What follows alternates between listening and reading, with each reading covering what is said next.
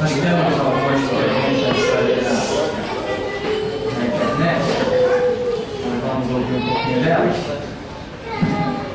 Vamos. Uma pergunta do Ricardo Montes, lá de São Paulo. Ele diz assim: estou namorando com uma menina aonde no nosso relacionamento ela está me cobrando o ato sexual. Porém, eu fico em dúvida se é pecado. Eu gostaria de uma orientação se sexo no namoro é pecado. E aí? Alguém me ajuda? Alguém me ajuda? Vai, Jorge, me ajuda aí. Pegou aquele repórter? Me ajuda aí! O que acontece é o seguinte: nós, cristãos, nós temos um padrão que eu acho ele muito legal, muito bom, né? Veja bem, temos um padrão. A realidade, ela pode variar muito de cuca para cuca. E isso também tem que ser considerado. Cultura é um caso complicado. E cultura, mesmo dentro de uma mesma cidade, nós podemos tê-la diferente. Por quê? Porque dentro dessa mesma cidade, por exemplo, Rio de Janeiro, existem milhões de livros escritos. E esses milhões de livros é que vai formar a nossa cultura. Então os hábitos variam. Tem pessoas que moram do lado da sua casa que não comem as mesmas coisas que você. Tem pessoas que moram do lado da sua casa que quando vê você sair na rua diz assim: caramba, aquele cara se veste ridículo. E você compra as roupas que tem ali no mercado, que todo mundo compra. Mas o conceito dele, o que ele, sei lá como adquiriu, a cultura dele é diferente. Tem pessoas cuja cultura é primário, ginásio, segundo grau, faculdade, se formar e prestar concurso público. É uma cultura. Quando você diz assim: eu ser funcionário do governo, Deus me livre. As pessoas: tu é maluco? Todo mundo quer ser um funcionário do governo. É um emprego estável. Não manda embora. Não manda embora? Deixa entrar o FHC no poder que tu vai ver se não manda embora. Cadê o Banete? Cadê a Vale do Rio Doce? Manda embora, sim. As coisas mudam. Cadê a antiga CTB? A Light vai entrar agora aí num processo aí que vai ser um show, querendo detonar a Light. Então o camarada aqui não manda embora. Então veja bem, isso varia muito. Então nós temos, por exemplo, tem várias culturas, vários povos ali na Indonésia, Nova Guiné, vários desses povoadozinhos, existem umas culturas lá complicadas até. Imagina, o camarada tem uma prima, ele pode chegar e pode até encostar a mão nos seios da prima dele, mas ele não pode fazer isso com a esposa dele. Com a cultura, aí essa cultura entra na nossa cabeça? Não é? Existem culturas, por exemplo, em que pais e filhos ficam nus a céu aberto, junto com todo o pessoal da tribo. Não é uma cultura? Você já pensou isso nos nossos dias? Você já pensou uma igreja onde as pessoas estão todas nuas? Pois tem essa igreja. Em vários lugares onde existem tribos indígenas, onde tem pessoas convertidas, missionários que pregaram o evangelho, mas não mudaram esse hábito das pessoas lá, hora do culto, também entrando todo mundo nu e senta aí. O único que está de roupa é o missionário, quando não houve caso em que o próprio missionário teve que tirar a roupa. Então, isso se chama cultura. Ah, mas está todo mundo nu dentro da igreja? Isto é pecado. É pecado na nossa cultura, pode até ser, mas na deles não é. Cultura é um negócio muito forte. Eu gosto muito dessa cultura em que, se um jovem se interessa, um rapaz, né? Se um rapaz se interessa por uma menina, eu acho muito legal. Ah, tem interesse? gosta, quer se assumir, se assumam. Se assumam. Como é esse assumir, né? Assumir. Qual é a cultura? A cultura diz que você só se assume quando você vai lá no cartório e tira uma certidão de casamento. Não, isso aí para mim não significa assumir nada. Ninguém assume ninguém por causa de um pedaço de papel, por causa de uma assinatura. Assumir é um princípio, é um caráter, é um propósito, é uma honra, é uma dignidade. Você não assume um filho porque você foi lá e registrou no teu nome. Não, tem tanta gente que tem filhos adotados, não foi ele que fez, mas ele trata como filho, participa. Então esse assumir, já estamos falando de uma questão cultural. Tem pessoas que acham que a certidão, né, é que vai levar alguém a assumir um posicionamento. Não, inclusive, né, o mundo está nos ouvindo, e é bom isso, somos a voz da restauração. O mundo está nos ouvindo, e certidão de casamento aqui para esse ministério não presta para absolutamente nada. Pode servir lá fora, no sistema jurídico, para você provar que foi esposa de não sei quem, que tem direito a uma pensão, você provar que tem direito a um patrimônio que era do seu pai, do seu avô, do seu bisavô. Para isso sim, eu te aconselho até tirar, se você tem a intenção de provar alguma coisa lá fora. Aqui dentro da igreja não me interessa a certidão de ninguém. Aqui dentro da igreja, o que Deus exige é a palavra. Porque não tem ninguém que honre mais a sua palavra do que o próprio Deus. E ele disse, a Bíblia diz que Deus nos fez a sua imagem e semelhança. Então, como Deus honra a sua palavra, eu tenho que honrar a minha. E a Escritura diz, seja a vossa palavra sim, sim, não, não. O que passa disso vem do diabo, vem do maligno. Então, aqui, estou nem aí para a certidão de casamento. Diga-se de passagem, né? Que o mundo esteja nos ouvindo, eu não tenho certidão de casamento. E que venha o diabo, estou esperando por ele. E que venham os homens, estou esperando por ele. O meu compromisso, a minha dignidade não está na minha assinatura, está na minha palavra, está na minha honra. Então, quando eu vou lá e passo o cartão de crédito em algum lugar, a pessoa diz assim, ah, por favor, assina aqui para mim, eu vou dar um rabisco, viro as costas e vou embora.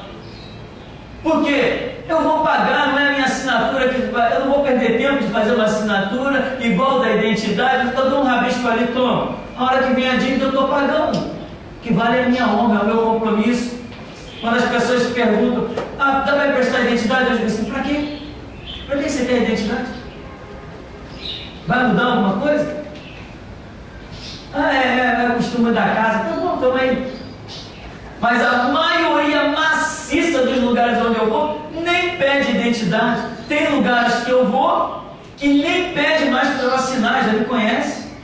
Posto de gasolina, eu sempre abasteço no mesmo posto que aceita cartão de crédito, facilita para a gente. A menina lá já me conhece. Eu sei que é rapaz lá do Santo Cristo, né? Ah, tá bom. Nem pede para me assinar. Então, mas o meu compromisso de pagar aquela dívida é a minha honra. Não é porque eu assinei ou deixei de assinar. Então, nós temos o assumir. Assumir é quando diz assim, linguagem bem para os jovens, né? Eu estou contigo, tu está comigo? Legal, vamos nessa. Né? Como se diz por aí, juntar as trouxas. Meu irmão, o que vale é a sua honra.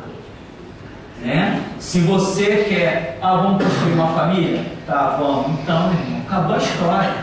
Já viu aquelas frases ridículas, né? Eu vos declaro marido e mulher. Aonde que um ser humano tem autonomia para declarar alguém marido e mulher? Se desde Gênesis Deus já está dizendo assim, deixará o homem, seu pai, sua mãe, unir-se à sua mulher. Não está dizendo que esse homem vai depender de ninguém para constituir a sua família. E quando vai lá nos cartórios, os juízes, as juízas ridículas, bom, eu vos declaro marido e mulher, pode beijar a noiva.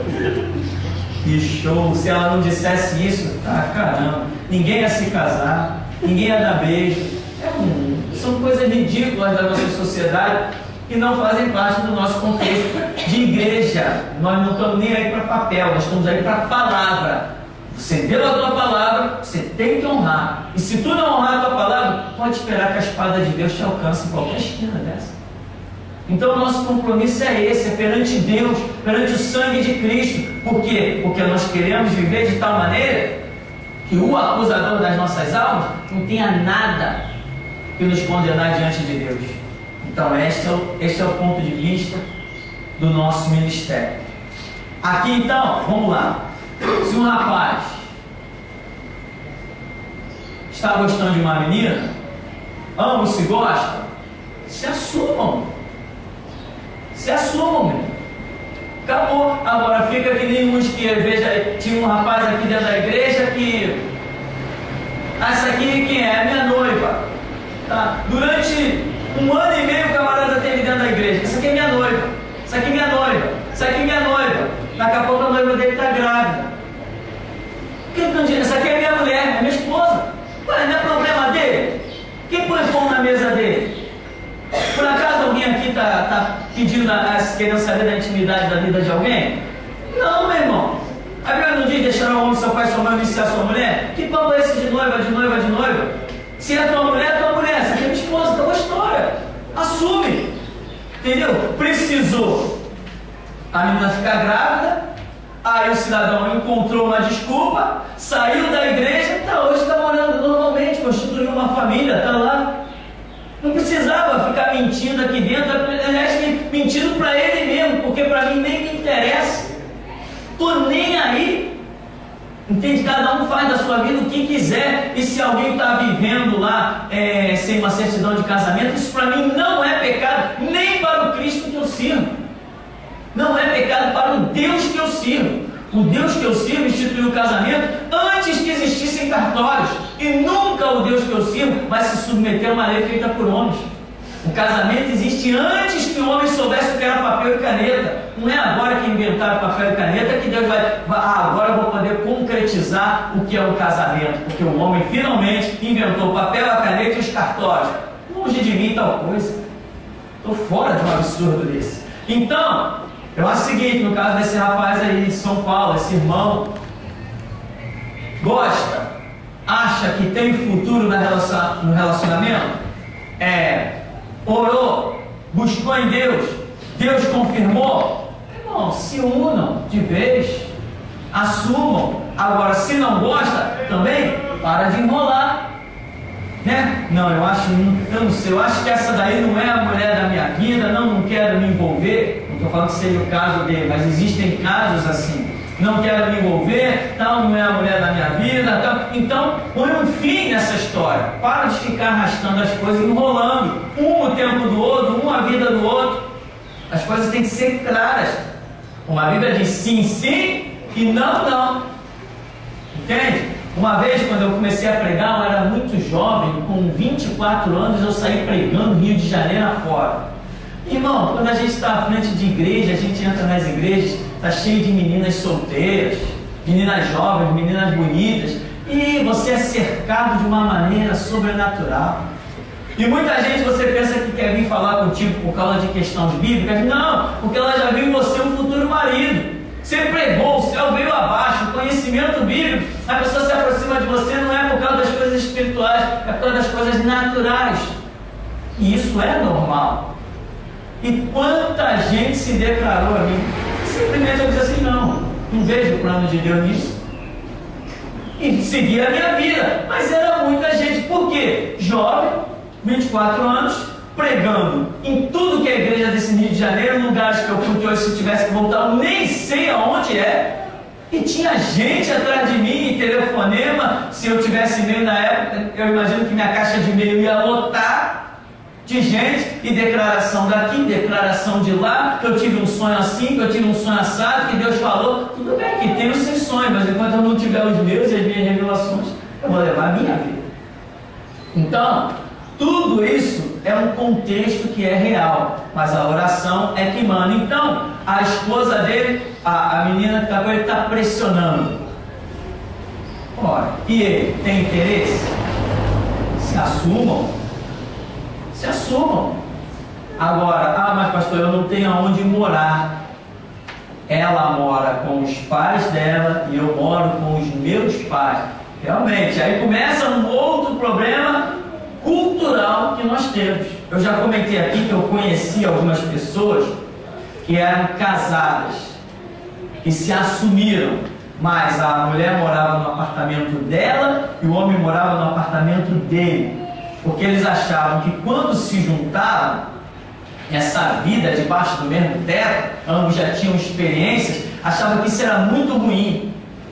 Ambos pensavam igual, tá? E resolveram casar, se assumiram, eram cônjuges, mas ela partia para o apartamento dela e ele partia para o apartamento dele. Na nossa cabeça, dentro da cultura que nós fomos adestrados milenarmente, a coisa pode parecer um problema, mas já não era um problema para eles. E quem poderia dizer que eles estão errados? Qual regra bíblica pode dizer que eles estão errados por serem casados e não morarem na mesma casa? Aonde eu acho uma regra bíblica para isso?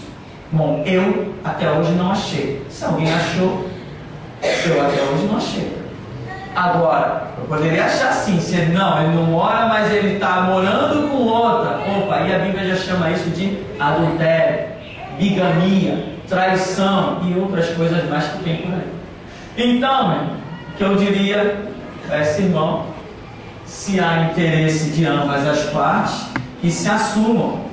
Mas eu não posso casar, eu não tenho dinheiro para tirar uma certidão. A Igreja de Jesus Cristo não pede isso. Mas pastor, eu estou numa denominação que se eu disser que casei, estou vivendo, seja lá, me relacionando, sem uma certidão, o meu pastor vai me expulsar. Então procura outra igreja que tenha a visão verdadeira do Evangelho. Você não tem que ficar submisso a uma falsa visão. Porque o pastor não tem que seguir tradição, ele tem que seguir revelação. Vai buscar em Deus e ver o que Deus tinha a dizer. Se Deus nos ensinou aqui que para ele certidão de casamento não existe, ora, se ele ensinou para a gente, ele ensina para outros. Agora, depende do interesse de cada um, né? Então, o relacionamento sem um compromisso nenhum, isso pode estar gerando uma série de coisas, as lascívias, né? E hajam outros problemas aí, tem uma palavra que foge da memória, um descaso, etc, que começa a prejudicar o padrão bíblico. Agora, se existem compromissos, se existem intenções, se existe o objetivo de se constituir uma família, aí eu não tenho nada a dizer contra, né? Eles é que têm que saber a hora de se assumir. Agora, outra coisa problemática disso aí é a questão financeira. Você já viu dizer assim, quem casa quer casa, né? Realmente, hoje no Brasil, moradia é um problema.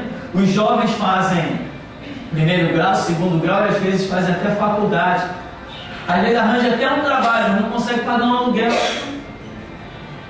Então, aí já estamos diante de um outro problema sério que sempre existiu na humanidade, a tal da moradia. Hoje um aluguel, você paga um aluguel aí num apartamentozinho aí, é 400, 500 reais. Enquanto que isso é o preço do nosso salário mínimo. Hoje, né, se você olhar a sua conta de luz, como eu olho a minha conta de luz vem assim, R$36. Encargo disso, encargo daquilo, taxa de iluminação, não sei o que, ICM, não sei o que lá, resultado, R$103. Eu gasto 36 e pago 103. Agora nós ligamos alguns aparelhos por aí, eu estou imaginando que a conta de luz vai vir para lá de 200. Então, como é que fica? A sociedade explora demais. Tudo que você compra, impostos e mais impostos. Se você comprar as coisas que são derivadas de leite e iogurte, observa quando você compra, aparece embaixo do caixa ali, o que você paga de ICMS, é isso que chama, né? Você observa o que você paga, você faz uma compra, como eu fiz outro dia, só nesse negócio, uma comprinha de R$40, R$20 era só de ICMS, 50% da compra era imposto. Irmão, isso é um absurdo. Isto é um absurdo. 1/3 do salário mediano da sociedade a nível de Rio de Janeiro, 1/3 desse salário é só para pagar imposto. Nós somos escravos do governo. Por isso que quando qualquer pessoa se levanta falando alguma coisa diferente, que seja fora do padrão de trabalhar e pagar imposto, o governo fica uma fera. Você acha que eu fui preso por quê? Porque eu estava vendendo bala na esquina. Então, essa é a realidade. Então eu tenho a dizer o seguinte: gosta, quer, se assuma. Se assuma, tem que se assumir. É maior de idade, sabe o que quer? Vai em frente então. Quer constituir uma família? Orou, acha que é o caminho é esse aí, né? Então, é isso que eu quero dizer. Uma pergunta da Vânia, lá de São Paulo, ela diz assim: eu gostaria de saber se eu devo proibir meus filhos de comer doces de cosme e damião. Isso poderá influenciá-los ou devo proibi-los? Ou eu posso consagrá-los a Deus e dar para os meus filhos? Não pode. Você não pode se meter em certas coisas. A Bíblia diz, na visão de Paulo, não comereis das coisas consagradas aos ídolos, né? Paulo está às vezes numa cidade lá de Corinto em que tudo era consagrado. Ele falou, não tem para onde ir, não tem escolha. Então, a oração a tudo santifica. Ele comprava no mercado que era consagrado, ele comprava na padaria que era consagrado, tudo, que nem você hoje anda no mercado mundial, lá tem uma imagem de escultura católica. O mais absurdo, você vai em praças públicas ali na Tijuca, Rio Comprido, e tem estátuas imensas de 1,20 m de altura em plena praça pública, aquela praça sustentada com o imposto de todo mundo. Não pode ter um conceito religioso ali firmado. A praça é pública.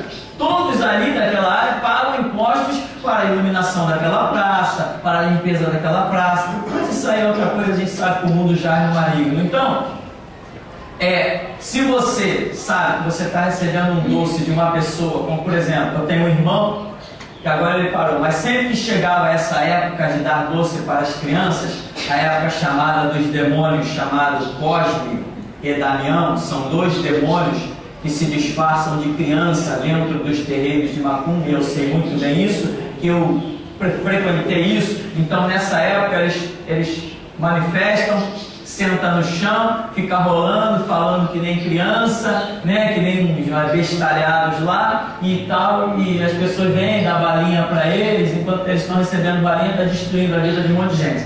Então essa época desses demônios, o meu irmão, que não tem religião nenhuma, ele gostava, ele sentia o prazer de dar doce para as crianças.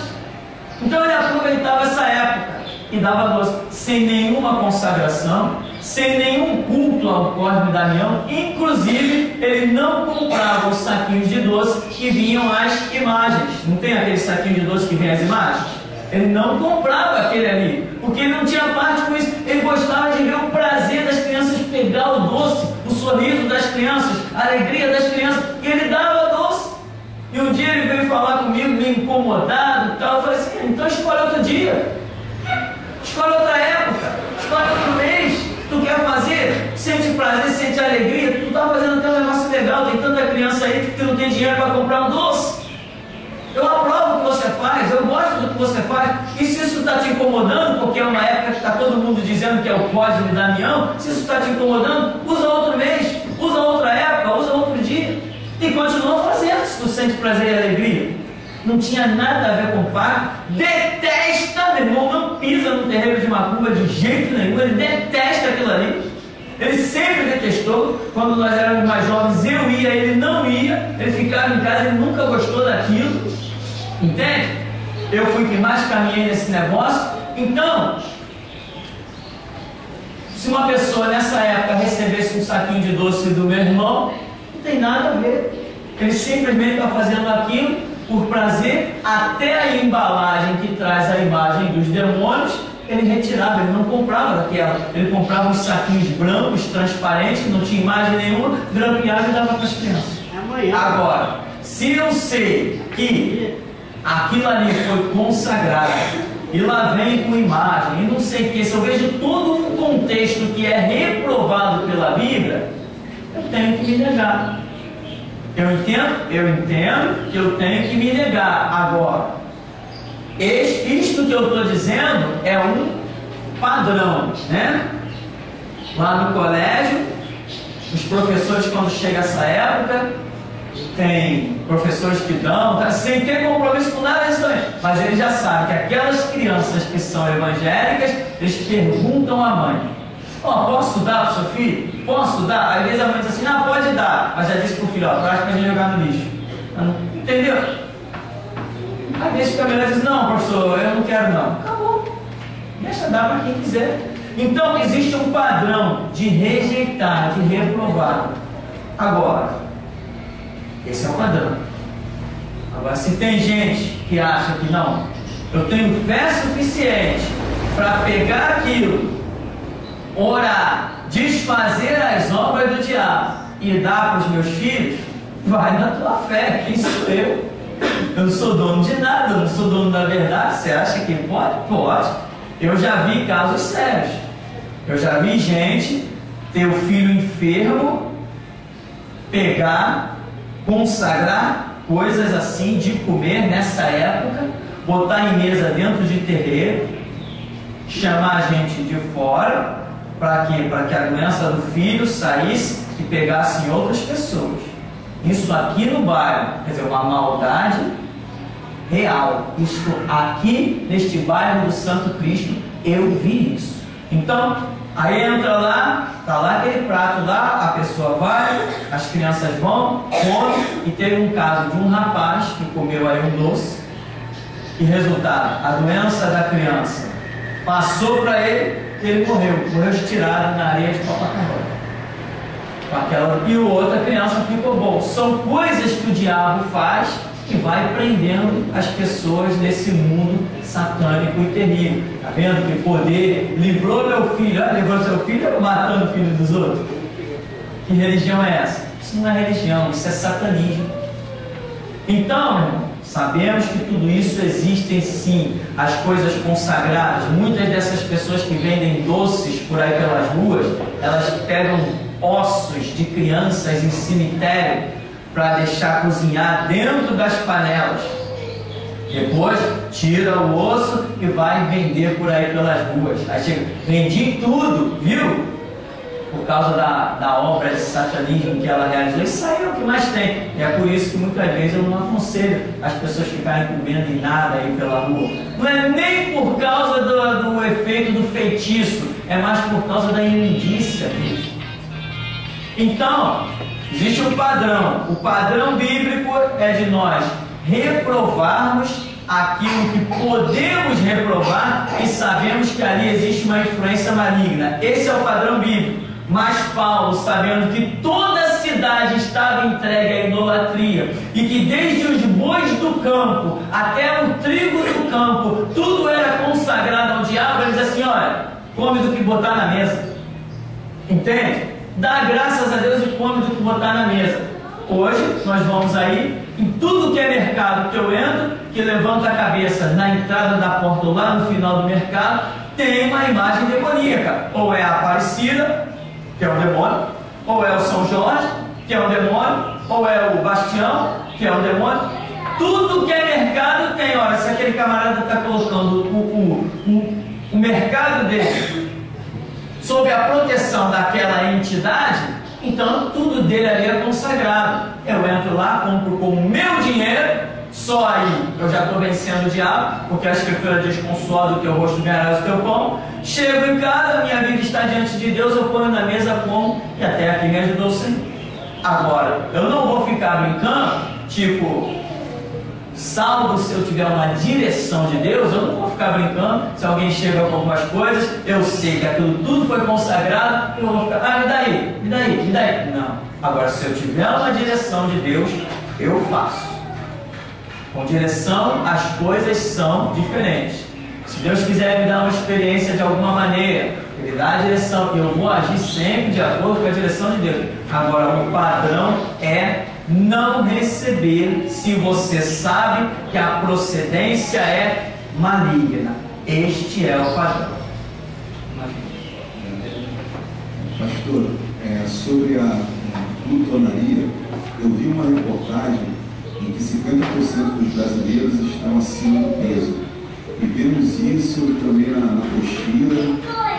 Jesus comenta, Pedro, Paulo e suas cartas também. A minha pergunta é nesse contexto de pecados maiores e menores. Em que ponto está a glutonaria? É do bom uma pergunta. A glutonaria, acho que é aquela atitude da pessoa comer excessivamente. Não é assim, eu gosto disso aqui, puxa, isso aqui é muito gostoso, vai comendo, comendo, comendo. Não, comer por prazer, por gosto. Agora, a glutonaria, quando a Bíblia fala de glutonaria, lá no contexto dos tempos antigos, justamente a pessoa ia numa festa e ela queria naquela festa comer muito. E ela ia e comia, comia. Quando ela não aguentava mais, ela chegava ao ponto de procurar um canto, botar tudo para fora, para voltar para a festa e comer de novo. Era isso que acontecia quando Paulo está falando dessa glutonaria aí. O contexto era esse. Algo horripilante, meu irmão. Que nem aquela pessoa, uma vez eu vi um rapaz que ele foi num rodízio de massa do centro da cidade. O rodízio abria. Na hora que abria, ele saiu na hora de fechar. Comeu, e não é à toa, que o cidadão é uma bola, né? Comeu, aí depois conversando no meio da rua, o pessoal falando, rapaz, esse cara aqui chegou na hora que o rodízio abriu e só saiu quando os funcionários pediram para ele se retirar, que ia fechar a loja. Lógico, ele dizia, lógico, eu paguei. Ora, você pagou para ter um momento de distração, de lazer. Você não pagou para se entupir de comida desnecessariamente. Você não pagou para prejudicar a sua saúde. Você não pagou para ficar com o seu estômago, seu organismo super pesado, envelhecendo precocemente, porque é isso que o excesso de alimentação provoca, um envelhecimento precoce, uma sobrecarga na questão cardiovascular, nas artérias. É isso que, então, inclusive o médico nos recomenda comer pouco, ou ainda que você coma várias vezes no dia, mas sempre pouco, né? Dessa maneira você evita uma série de problemas. Então, isto é uma glutonaria estúpida. A camarada chega na hora que o rodízio abre, só vai embora na hora que o rodízio fecha e toma-lhe comida. E tudo que passa, estou comendo. Por quê? Porque eu paguei. É uma glutonaria estúpida. Isso é algo absurdo, que vai gerar um monte de problema e ele pensa que está lucrando, quando na verdade está ficando no prejuízo. Muito prejuízo. Então, a glutonaria que Paulo fala, os apóstolos mencionam sim, é mais esse contexto horripilante que eu acabei de mencionar. Agora, nos nossos dias, alguém pode ter a mesma mentalidade. Vou numa festa, não, fui numa festa, eu tenho que comer. Você não tem que comer, você tem que comer a ficar satisfeito. Passou alguma coisa, está satisfeito? Não, obrigado, não quero mais não. Se não, não, vou comer, né? Vou comer. Que nem o camarada vai numa festa, tem a bebida de graça, tem a cerveja, tem sei lá o que de graça, ele cai pra dentro, vai bebendo, 3 cervejas, 5 cervejas, 10 cervejas, daqui a pouco um cara sozinho bebeu 12, 15 cervejas, e ele acha que fez uma grande vantagem, e jogou ali um conteúdo de álcool pro organismo dele, horripilante, está à beira da diabetes, porque o excesso de álcool gera a diabetes.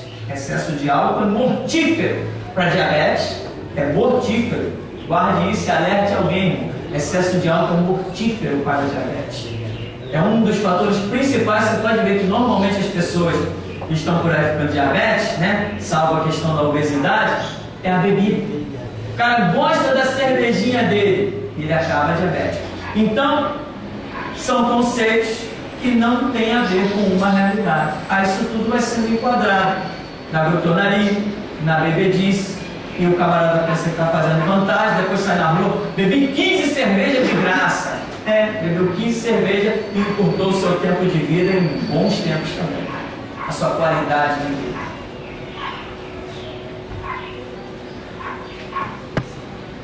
Danilo, essa questão dos doces, né? Eu tive comércio e eu cheguei a dar doce assim, mas que as crianças cobravam. Você não vai dar doce? Se for pergunta, por exemplo. Agora, olha só, quando nós éramos crianças, que nós pegávamos doce, que nós éramos inocentes, pela misericórdia de Deus, não aconteceu nada com a gente pegava os doces, por exemplo. Ah, sim, por exemplo, quantos de nós, né? Minha mãe na época saía à rua e nós enchíamos bacias e mais bacias de doce. Esse bairro aqui era um horror para se dar doce, jogar dinheiro, e era uma coisa fervia, né? Agora você não vê praticamente ninguém na rua. Mudou muito as coisas, mas na minha época nós enchíamos bacias de doce e nunca nos fez mal. Temos vários detalhes a ser considerados, sim. Tem vários detalhes a ser considerados. Um detalhe, né, é que nós podemos ter pegos doces que nem são consagrados, não são consagrados, tem esse detalhe. E outra coisa também, para que a ação do diabo aconteça, como a Bíblia diz assim, a maldição sem causa não virá. Sempre que a ação do diabo prosperar na vida de alguém, é porque ali existe uma rachadura, existe uma brecha. O diabo não consegue agir na vida de quem não tem brecha. Tanto que a Bíblia diz que o diabo, nosso adversário, ruge como leão, buscando, né, a quem possa tragar. Ele não consegue tragar qualquer um, ele está buscando a quem ele possa tragar. O diabo não consegue derrubar qualquer um, mesmo que o camarada não seja um cristão. Existem pessoas que têm certos conceitos na sua vida que acabam firmando uma resistência ao diabo. Porque o homem em si, ele é agraciado. Como eu falei ainda há pouco do ímpio. O homem em si, quando Deus colocou o homem no mundo, o homem em si já tem uma resistência ao diabo. A ação do diabo é necessário encontrar uma porta aberta, uma brecha. É necessário que o homem esteja na sua vida com alguma atitude em que essa atitude do homem se traduza em uma porta de ação do diabo. E eu tenho um grande exemplo disso naquele chamado Zé Arigó. O Zé Arigó tem um livro chamado Os Bastidores dos Espíritos.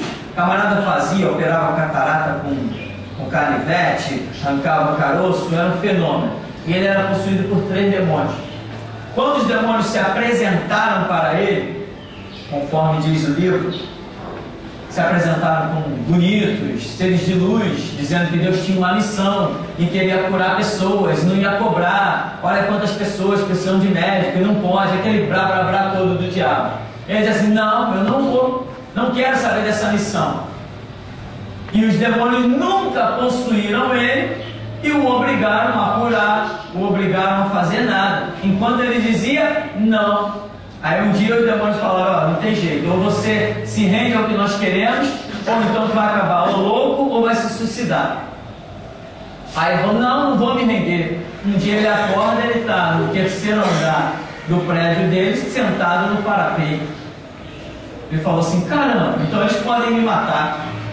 Aí se rendeu. Quando ele se rendeu, aí os demônios passaram a se apossar dele, e foi aquele fenômeno no Rio de Janeiro e Brasil afora, de ele sair operando, inclusive, várias pessoas da política, líderes do Estado, porque ele se rendeu. Houve uma permissão. Enquanto ele não deu a permissão, os demônios não conseguiram fazer com ele a obra que tinha. Então, ou seja, o homem tem que sempre deixar uma brecha pela qual o diabo possa entrar. Então, muitos de nós já comeu aí. Quem já comeu aí doce dos cornos da mão? Todo mundo, né? Então, não te aconteceu nada. Porque existem vários fatores a ser considerados. Existem vários fatores. Tem mais pergunta não? Não? Mais alguém? Alguém quer doce? É amanhã, né? É amanhã? É amanhã é dia, né? Então, hoje, essa hora assim, isso aqui já estava de gente para tudo que é campo. Então, meu irmão, Essas são realidades. E quando nós andamos com Deus, a força do mal não consegue se perpetuar. Você fecha as brechas. Agora, se você permite, tanto conscientemente, eu permito, ou então, se a sua vida existem problemas que precisam ser curados, restaurados, brechas que precisam ser fechadas, aí o inimigo vai e entra, né? Agora, como diz Provérbios, eu gosto muito dessa passagem, a maldição sem causa, ela não se perpetua, ela não vem. Tanto que a Escritura diz, eu visito a maldade dos pais nos filhos, até terceira e quarta geração dos que me aborrecem. E faço misericórdia a milhares dos que me amam e guardam os meus mandamentos. Então o próprio Deus está demonstrando que existe aí uma maldição. Ele mesmo está dizendo, visita a maldade dos pais nos filhos, a terceira e quarta geração. O próprio Deus está demonstrando a existência de uma maldição. E essas maldições, muitas vezes, é o que vai constituir brechas para o diabo agir. Maldições que foram geradas por atitudes dos próprios seres humanos. Amém? Tem uma pergunta? Vamos encerrar então? Então vamos ficar por aqui. Vamos agradecer a Deus.